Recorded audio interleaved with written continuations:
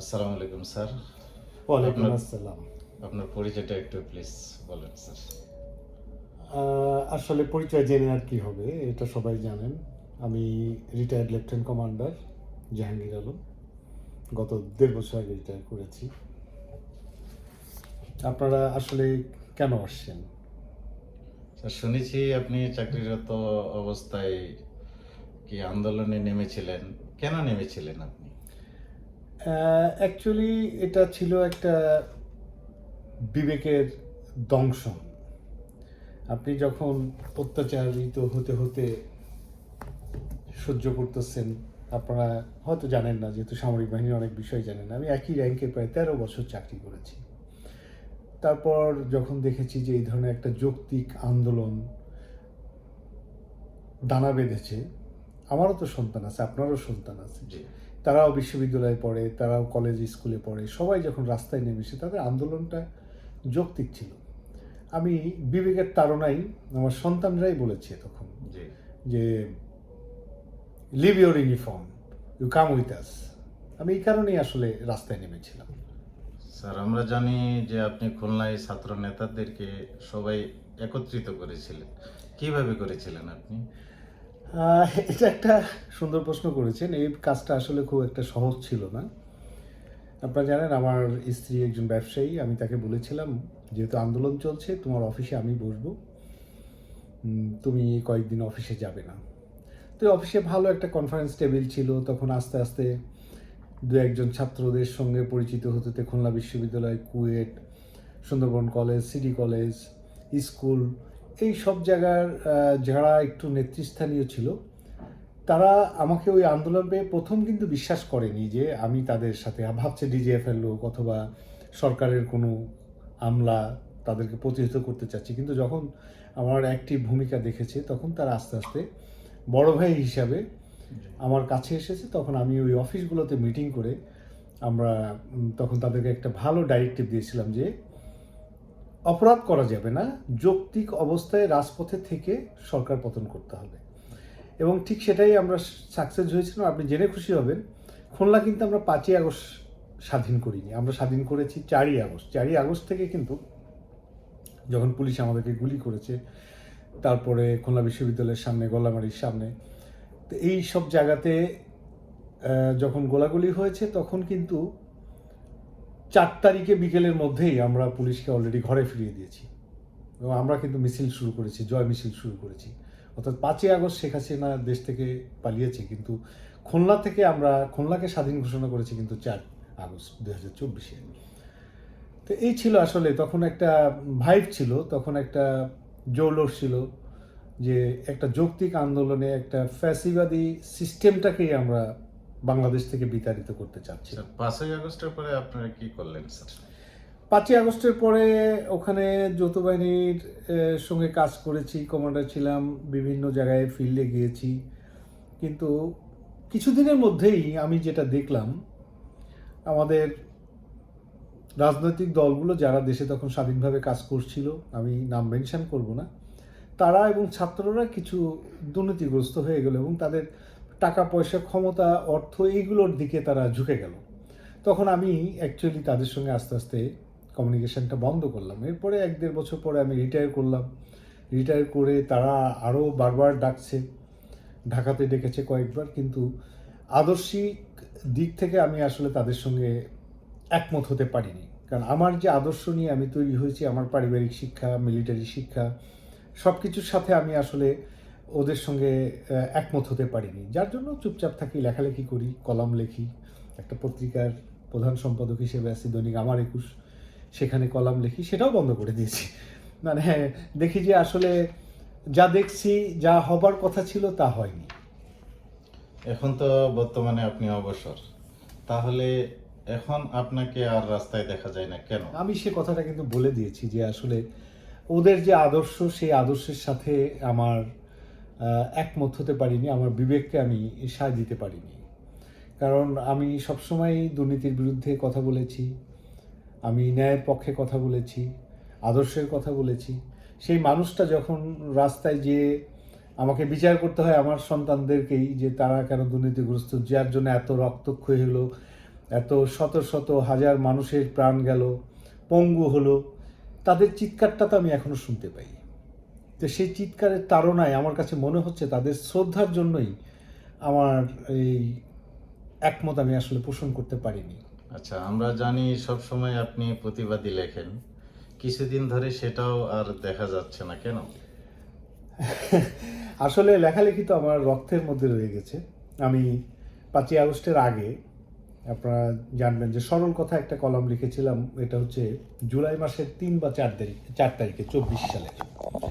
সেখানে আমি স্পষ্ট উল্লেখ করেছিলাম যে 1 মাসের মধ্যে সরকার চলে যাবে। তখনও কিন্তু দেশে আন্দোলন হয়নি। সেটার পরে আমি দেখলাম যে আমার বাসায় ডিজিএফআই খোঁজখবর নিচ্ছে, এনএসআই পাহারা দিচ্ছে, আমার সন্তান স্ত্রীদের গতিবিধি নজরদারিতে রাখা হয়েছে, আমার অফিসে নজরদারিতে রাখা হয়েছে। তারপরে 17ই জুলাই থেকে আমি মুখ বন্ধ থাকলেও ভিতরে ভিতরে আমার একটা রক্তক্ষরণ হচ্ছিল। এরপরে যখন দেখলাম আন্দোলন তীব্র হচ্ছে না, অনেকভাবে প্রতিহত করছে সরকার, বিভিন্ন পেশি শক্তি সরকারি ফোর্সগুলো ব্যবহার করে বৃষ্টির মতো মানুষগুলো, বাচ্চাগুলো ঝরে যাচ্ছে, তখন রাস্তায় নেমেছি। তারপরে 25শে জুলাইয়ের পরে যখন আবু সাইদ মারা গেল, তখন আমি একটা কবিতা লিখলাম, আবু সাইদ বৈষম্য একটা কবিতা লিখলাম। তারপরে আমার আমি মোটামুটি নজরবন্দী। বিভিন্নভাবে বিভিন্ন আত্মীয় স্বজন থেকেও ফোন পাচ্ছি যে আমি কেন এটা করছি, শেষ বয়সে অল্প 2-1 বছর পরে রিটায়ার করব, এখন কেন এই কাজগুলো করছি। তো আমি তাদেরকে একটা কথাই বলেছি, আপনাদেরকেও বলি, মৃত্যুর আগ পর্যন্ত আমি প্রতিবাদী, মৃত্যুর আগ পর্যন্ত আমি সত্য কথা বলবো, মৃত্যুর আগ পর্যন্ত আমি অন্যায়ের প্রতিবাদ করে যাব। তাতে যদি পৃথিবী থেকে চলে যেতে হয় যাব, হাসতে হাসতে যাব। সুতরাং এখানে কোনো বত্তাই নেই। কিন্তু এখন আপনি যেটা প্রশ্ন করেছেন, কেন লিখছি না, এই যে কেন লিখছি না, কাকে লিখব আপনি বলেন।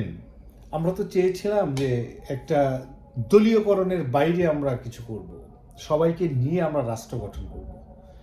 কিন্তু আপনি এখন দেখেন তো, আজ পর্যন্ত কি রাস্তার ফুটপাতগুলো দখলমুক্ত করতে পেরেছেন? এখন তো নির্বাচিত সরকার, বিরোধী দল নির্বাচিত, সরকারি দল নির্বাচিত, কেউ কি ফুটপাত নিয়ে আসছে? পালাক্রমে চাঁদাবাজি হচ্ছে, ঠান্ডা মাথায় চাঁদাবাজি হচ্ছে। তারপরে আপনি দেখেন প্রশাসনের বিভিন্ন জায়গায় কিছু অ্যাকশন নিচ্ছে বর্তমান সরকার, সেটা অবশ্যই প্রশংসার দাবি রাখে। কিন্তু আমার মনে হয় যে কিছু জায়গায় শিক্ষা ব্যবস্থা, রাস্তাঘাট দখল, আইন শৃঙ্খলা, এইসব জায়গাতে নজর দেওয়াটা অতি জরুরি। এইগুলো যদি না হয় তাহলে সেই ফ্যাসিবাদীর যে একটা উত্থান, ফ্যাসিবাদের প্রতিবাদের যে একটা মনোবাসনা, সেটা কিন্তু আবার জাগ্রত হবে, কারণ এখনও রক্তক্ষরণটা যায়নি। সুতরাং আমি সাবধান করতে চাই সবাইকেই। আমি এনসিপিকেও সাবধান করতে চাই, জামাতকেও সাবধান করতে চাই, বিএনপিকেও সাবধান করতে চাই যে আপনাদের আচরণে যেন ফ্যাসিবাদটা আবার ফিরে না আসে, এবং আপনারা যেন ফ্যাসিবাদী বলয় হয়ে না ওঠেন, যাতে এই দেশের জনগণ, আপামর জনগণ, কৃষক, শ্রমিক, তাঁতি, জেলে, ছাত্র, শিক্ষক, বিশ্ববিদ্যালয়ের শিক্ষক, বুদ্ধিজীবী, যারা বেকার যুবক আছে, তারাও যেন আবার অগ্নিস্ফুলকের মতো জ্বলে না ওঠে। এই জ্বলনিটা উঠলে কিন্তু তখন থামানো খুব মুশকিল হয়ে যাবে। স্যার, এরপরে আপনাদের স্যার পরিকল্পনা কি? আমার পরিকল্পনা আসলে কিছু না। আমার পরিকল্পনা, আমি নীরব দর্শক হয়ে দেখছি, প্রতিবাদ করছি, মাঝখানে অভিমান করে লেখালেখি ছেড়ে দিয়েছিলাম, আবার মাঝে মাঝে লিখি। কিন্তু কাকে লিখব, বেদনাটা কাকে জানাবো, এই বেদনা জানানোর জায়গাটা কোথায়? এন্টারটেইন হয় না। একটা যখনই পার্লামেন্ট মেম্বার হয়ে যায় তখন সে ধরাছোঁয়ার বাইরে হয়ে যায়। আপনি দেখেন একজন সাধারণ মানুষ একটা পার্লামেন্ট মেম্বারের কাছে যেতে গেলে 4 ঘন্টা 5 ঘন্টা অপেক্ষা করে। এন্টারটেইনটা হয় না। সবাই কেন জানি কিসের একটা মোহে ব্যস্ত। সেই মোহটা তো আপনাকে ছাড়তে হবে, আপনাকে জনগণের মোহে আসতে হবে। আপনি যখনই জনগণের মোহে আসবেন, জনস্বার্থে কাজ করবেন, আপনারা দেখাচ্ছেন, গল্প করছেন, কোথায়? আপনার নোংরা তো পরিষ্কার হচ্ছে না, আপনার রাস্তাঘাট পরিষ্কার হচ্ছে না, দখল মুক্ত হচ্ছে না, চাঁদাবাজি বন্ধ হচ্ছে না, তাহলে কোথায় আমি লিখব? জি স্যার, আবার যদি কখনো আন্দোলন হয় তখন আপনারা কি করবেন? একটাই বলছি যে a soldier have no holidays and a soldier have no duty, always he is on duty.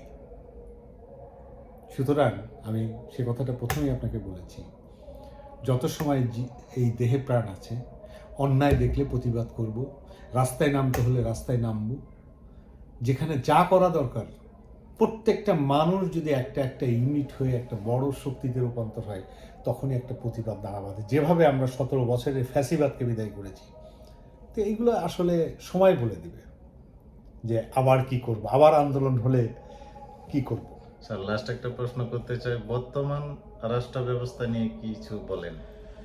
হ্যাঁ, বর্তমান রাষ্ট্র ব্যবস্থা যেটা আপনারা বলছেন, আপনারা এখন এই সদ্য রাষ্ট্রপতি বিদায় হলো, কেউই কিন্তু আপনারা একটা পয়েন্টে যাচ্ছেন না। আপনারা বলছেন তার শারীরিক অসুস্থতা একটা বাহানা, বা তাকে চাপ দিয়ে পদত্যাগ করানো হয়েছে, ইত্যাদি ইত্যাদি নানাবিধ পেপার পত্রিকায় ফেসবুকে আমরা দেখছি। আসলে কি বিষয়টা তাই? আপনি একজন সাংবাদিক, আপনি গভীরভাবে চিন্তা করেন, আপনি রাষ্ট্রের সমস্ত অর্গানোগ্রামগুলো জানেন, প্রত্যেকটা মানুষের টিউন বুঝেন। এই নির্বাচন হলো ফেব্রুয়ারি মাসে, আজকে জুলাই মাসে তাকে পদত্যাগ করানো হচ্ছে। এই কথাটা আমি আরও 5 মাস আগে লিখেছি। এটার একটা সূক্ষ্ম পরিকল্পনা আছে, যেটাই আমি বলবো না যে বিএনপি সরকার ফ্যাসিবাদী, কিন্তু আমি দেখতে পাচ্ছি যে একটা ফ্যাসিবাদী প্রক্রিয়ার দিকেই আগাচ্ছে। এই কথাটা কেউ বলে না, কোনো সাংবাদিক, কোনো টক শোতে, কোনো বুদ্ধিজীবী, কোনো কলামিস্ট, কেউ বলছে না। আমি জানি আমি এই কথাটা যখনই লিখব তখনই আমি অ্যারেস্ট হয়ে যাব। পরিবারের চাপ তো আছেই, কেন বাবা এগুলো লিখছো, ফ্যামিলি, স্ত্রী বলছে কেন লিখছো, লিখে টেবিলের উপরে চাপা দিয়ে রাখি, আমি লিখে যাচ্ছি। প্রকাশ পাচ্ছে না দেখে আপনি ভাববেন না যে এটা লেখা হচ্ছে না, লিখে যাচ্ছি, দলিল রেখে যাচ্ছি। আমার মৃত্যুর পরে হয়তো এটা প্রকাশ পেলেও পাবে। কি লিখে যাচ্ছি? এটা সম্পূর্ণ একটা পরিকল্পনা, খারাপ পরিকল্পনা। কীরকম? যদি আপনি শুনতে চান বা আমি অকপটে বলেই ফেলি, নির্বাচন হওয়ার আগে বা সাথে সাথেই যদি আপনি শাহাবুদ্দিন চুপ্পুকে পদত্যাগ করাতেন, 5 বছর পরে আপনি যখন নির্বাচন দিবেন, তখন তো ফ্যাসিবাদী সরকারের মতো ক্ষমতায় থেকে নির্বাচন দিবেন না, যেটার জন্যই এত রক্তক্ষরণ, এত আত্মত্যাগ। তাহলে আপনি ক্ষমতা ছেড়েই তখন নির্বাচন দিন, তখন রাষ্ট্রপতি কে থাকবে? 5 বছর তো রাষ্ট্রপতির মেয়াদ শেষ হয়ে যাবে।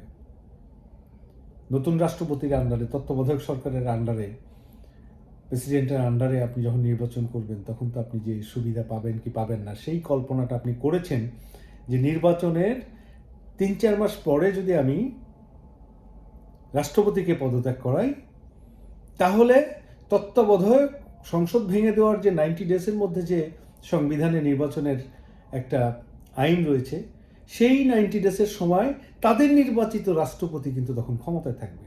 তারাই কিছু বেনিফিট নেওয়ার জন্যই এই পরিকল্পনা। এই কথাগুলো কিন্তু কেউ বলছে না।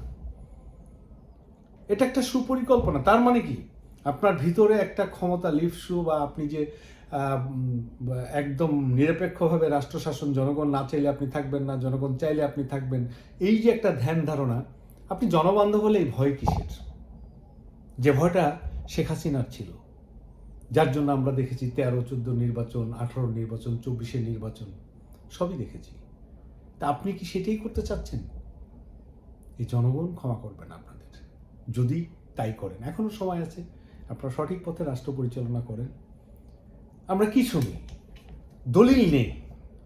আপনি ডিসিএসপি বদলির জন্য একটা চক্র সারা বাংলাদেশে প্রচলিত, আপনারা লেখেন, জানেন না জানেন, কিন্তু শুনেন তো। কেন এই রিউমারটাই কেন আসবে? রিউমারটা আসলে সেই রিউমারটা দাবানোর জন্য আপনি কি কার্যকরী ব্যবস্থা নিয়েছেন? আপনার ইন্টেলিজেন্স উইংসটা কোথায়? আমি 6-7টা গোয়েন্দা কোর্স করেছি, আমরা বসে আছি, কই আমাদেরকে তো কাজে লাগাচ্ছেন না। আপনি কেন আপনার রাজনৈতিক নেতাদের বিরুদ্ধে ইন্টেলিজেন্সই লাগাচ্ছেন না? আপনি 2-1টা জায়গায় ধরা খেলে বা কিছু হলে তখন আপনি ব্যবস্থা নিচ্ছেন, বাকি ব্যবস্থা তো নিচ্ছেন না। তাহলে রাষ্ট্র কিভাবে চলবে? আপনার প্রত্যেকটা প্রোজ অ্যান্ড কনস আপনাকে দেখতে হবে, আপনাকে বিচার করতে হবে, অ্যাকশন নিতে হবে। যেখানে রোগ সেখানে আপনাকে ওষুধ দিতে হবে। আমি এই যাবৎকাল যা দেখছি, একমাত্র আমার কাছে ভালো লেগেছে যে স্বাস্থ্যমন্ত্রী কিছু অ্যাকশন নিচ্ছেন, ইনস্ট্যান্ট কাজ করছেন, উনি প্রোটোকলবিহীন চলে যাচ্ছেন এবং কার্যকরী ব্যবস্থা নিচ্ছেন, সাসপেন্ড করছেন। কেন বাংলাদেশের সর্বোচ্চ বাজেট থাকার পরে একটা হাসপাতালে পানের পিক থাকবে, সিগারেটের বাট পড়ে থাকবে, রুগীর বিছনা থাকবে না, 1 মাসের মধ্যে আপনি বিছনার চাদর পরিবর্তন হবে? কেন? আপনি তো বাজেট দিচ্ছেন, তাহলে সেটা কার্যকরিতা আসছে, এক্সিকিউট হচ্ছে না কেন? সে এক্সিকিউট তো হওয়া দরকার। তো সে এক্সিকিউট হয় নাই দেখেই তো 17 বছরের ফ্যাসিজমকে আমরা উৎখাত করলাম। তাহলে আবার কোন দিকে যাচ্ছি? এ দেশ তো উগান্ডা না, এ দেশ তো বাংলাদেশ। শহীদের রক্তের বিনিময়ে দেশ স্বাধীন হয়েছে। তাহলে সেই দেশটাকে আমরা কাজে লাগাচ্ছি না কেন? সোনার দেশ, হাত দিলেই চারিদিকেই উৎপাদন হয়, মাটিতে একটা বীজ রোপণ করলেই ফসল দেয় 3 মাসের মধ্যে। সেই দেশে নদী আছে, পুকুর আছে, মাছ আছে, ধান আছে, তো মানুষের মৌলিক চাহিদা মেটানোর জন্য যা দরকার সবই আছে। তো আমরা সেটাকে কাজে লাগাতে পারছি না। আমরা ভ্যাট ট্যাক্স বসায় আয় করছি, বাজেট দিচ্ছি, সেই বাজেটটুকু আপনি বলেন, এই যে বড় একটা বৃষ্টি হয়ে গেল 15 দিন, আমি খুলনা শহরের কথাই বলছি, এই মেয়র এত কষ্ট করছে, এত দৌড়াদৌড়ি করছে ড্রেনেজ সিস্টেমের জন্য একা, বাকি তার অর্গানোগ্রামের লোকগুলো কি আমরা সবাই জানি। তাদের আমলনামা আমি প্রকাশ করতে চাই না, বাট আপনাকে খুঁজতে হবে, ইন্টেলিজেন্স উইং দিয়ে বের করতে হবে কিভাবে তারা পদে বসে থাকে। এক মেয়র এই বৃদ্ধ বয়সে যে পরিমাণ সকাল থেকে সন্ধ্যা পর্যন্ত দৌড়াদৌড়ি করছে, আমি খুলনা 5 আসনের এমপিকে দেখি তার জনগণের কাছে একদম রুট লেভেলে চলে যাচ্ছে। কই খুলনা 3 আসনের এমপিকে তো আমি দেখি না। ওনার কতগুলো বলয় নিয়ে উনি আছেন, অনেক সমস্যা আছে ওখানে, পাটকল আছে, শিল্প কলকারখানার শহর হচ্ছে খুলনা। কেন এখন আমি ওই উদ্যোগ নিচ্ছি না? আমি উদ্যোগ নিচ্ছি কি, আমি খুলনা শহরে ইলেকট্রিক বাস চালাবো, তাহলে কি হবে? 2 লক্ষ মানুষকে, রিক্সা অটো চালা ভ্যানকে আপনি বেকার করবেন, সন্ত্রাসী শহর আরো সন্ত্রাসী হবে। যেখানে কর্মসংস্থান করা দরকার সেখানে যান, সেই কর্মসংস্থানের কি হচ্ছে আমরা তো দেখতে পাচ্ছি না। যাই হোক, অনেক কথা বলে ফেললাম। জি স্যার, আপনাকে অনেক ধন্যবাদ স্যার। আপনাদেরকেও ধন্যবাদ, আপনারা কষ্ট করে এসেছেন। প্লিজ একটু have a cup of coffee, আমার অফিসে যখন এসেছেন একটু কফি খেয়ে যাবেন। Thank you sir. Okay okay, আপনাকে অনেক ধন্যবাদ।